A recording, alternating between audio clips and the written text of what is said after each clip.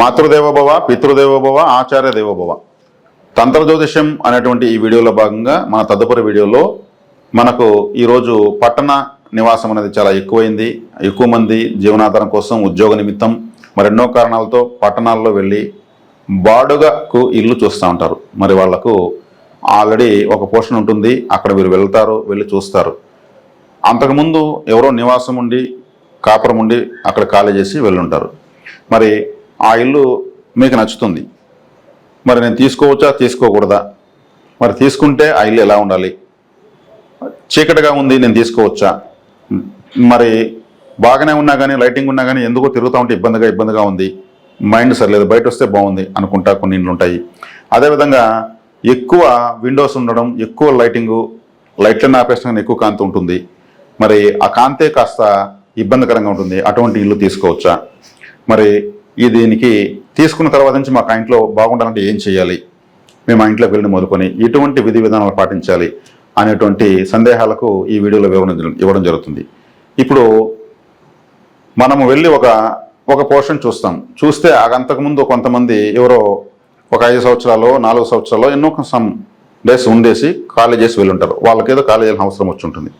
మరి ఆ ఇంట్లో మనకు తెలియదు, ఆ ఇంట్లో ఎవరైనా చనిపోయి ఉండొచ్చు, అనారోగ్యంతో చనిపోయి ఉండొచ్చు, సూసైడ్ చేసుకోవచ్చు, లేదా ఆ ఇంట్లో కాపురం బయట యాక్సిడెంట్ కూడా అయిపోయిండొచ్చు. అంటే యజమాని ఇంట్లోకి వచ్చిన మొదలుకొని మాకు ఇలా జరిగింది, ఏదైనా ఒక డెత్ అనేది ఏ కారణం చేతనే ఎలాగైనా జరిగి ఉండొచ్చు.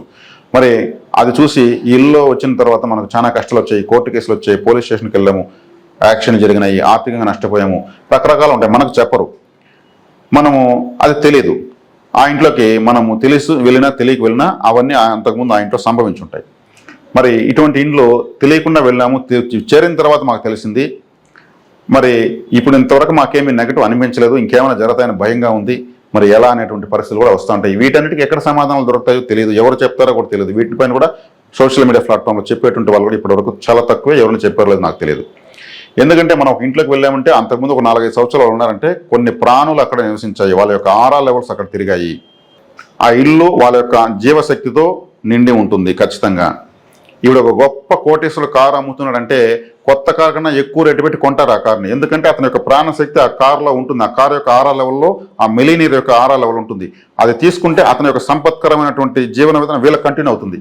ఇది రియల్. అందుకే వేలంపాట్లో గొప్ప వాళ్ళ వస్తువులు వేలం వేస్తారు, అవి కోట్లకు కొంటారు.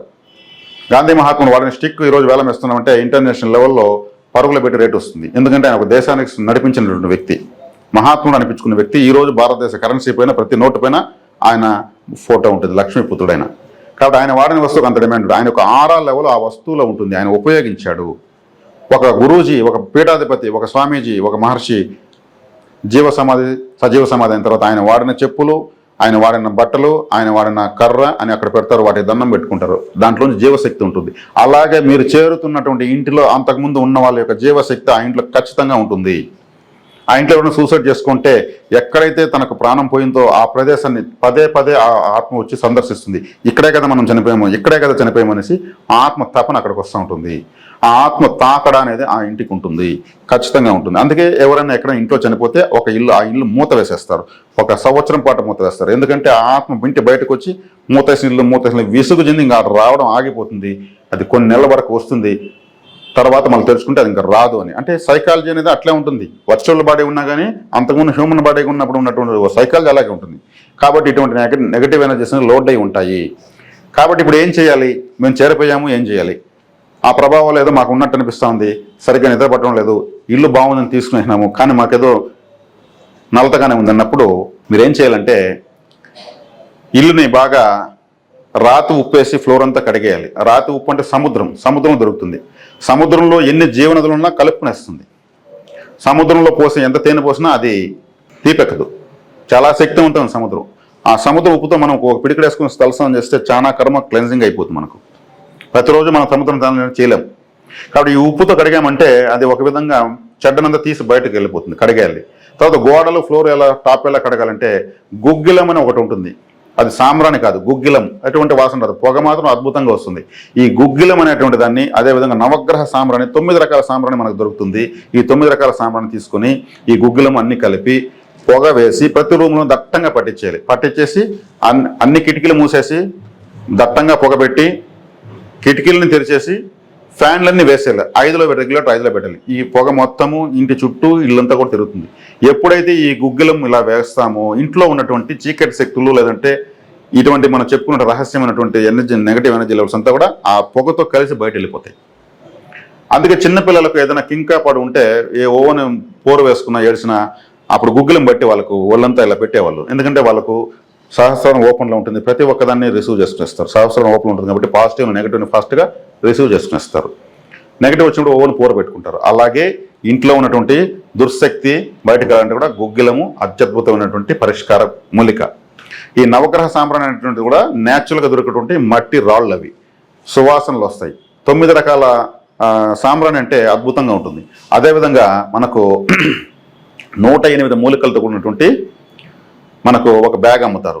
దాన్ని మనకు హోమాల్లో లాస్ట్లో పూర్ణాహుతి హోమంలో ఆ 108 మూలికలను ఒక ఎర్రటి గుడ్లో కట్టి పూర్ణాహుతి ఇస్తారనమాట. ఆ పూర్ణాహుతి బ్యాగ్ తెచ్చుకుని కూడా ఈ 108 మూలికలు, చెక్కలు, గింజలు, ఆకులు, కొమ్మలు అన్నీ కూడా సేకరించి 108 రకాల ప్యాకెట్లు అందులో ఉంటాయి. అన్నీ కట్ చేసి పోసుకొని దాంట్లో కొన్ని వసకొమ్ములు, కొన్ని పసుపు కొమ్ములు వేసుకొని, పచ్చి పసుపు కొమ్ములు, వసకొమ్ములు అన్నీ మిక్సింగ్ చేసి కొద్దిగా పొగ వేస్తూ ఉంటే కూడా ఈ మూలిక ప్రభావంతో ఇంట్లో ఉన్నటువంటి అంతకుముందు ఉన్నటువంటి ఆవరించి ఉన్నటువంటి దుష్ట శక్తులు లేదా ఏదన్నా కూడా దుర్శక్తి, నెగటివ్ ఎనర్జీస్, వ్యతిరేక శక్తులన్నీ కూడా మొత్తం బయటపోతాయి. అప్పుడప్పుడు చికాకు ఉన్నప్పుడు మీరు కొద్దిగా వేసుకోవచ్చు. ఇది మనకు చెప్పాలంటే ఫస్ట్ ఎయిడ్ ట్రీట్మెంట్ లాగా పనిచేస్తుంది. ఇది మీరు ఆచరించి చూడండి, ఖచ్చితంగా అక్కడ బాగుంటుంది. అలాగే మీకు ఓవర్ లైటింగ్ ఉన్నటువంటి హౌసెస్, ఓవర్ లైటింగ్ హౌసెస్ ఉంది, ఇల్లు బాగుంటుంది, ఓవర్ లైటింగ్ ఉంది, కండ్లకి ఇబ్బందిగా ఉంది. అప్పుడు ఏం చేయాలంటే అన్ని ఎక్కడెక్కడ నుంచి మనకు కాంతి అవసరం ఉంది అక్కడంతా మనము దట్టమైన రంగులు, చిక్కటి రంగులు గల కర్టన్లు తీసి వేసుకోవాలి. అంటే కాంతిని నిరోధించగలిగేటువంటి బట్ట, మందంగా కాటన్ క్లాత్స్ వేసుకోవాలి. మనం సూర్యుడికి అర్థంగా మనం చేయి పెట్టలేం. ఆ కాంతి నిరోధించగలిగేటువంటి రంగులతో ఉన్నటువంటి బట్టలు కర్టన్లుగా వేసుకోవాలి. వేసుకున్నామంటే అది కూడా కాటన్ వేసుకోవడం వల్ల మంచిది, అది ఎక్కువ నిరోధిస్తుంది.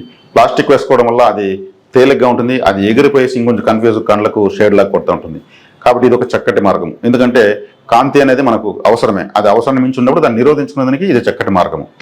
కాబట్టి ఈ వీడియోలో మీకు అవసరమైన విషయాన్ని చెప్పిన అనుకుంటున్నాను. శుభం.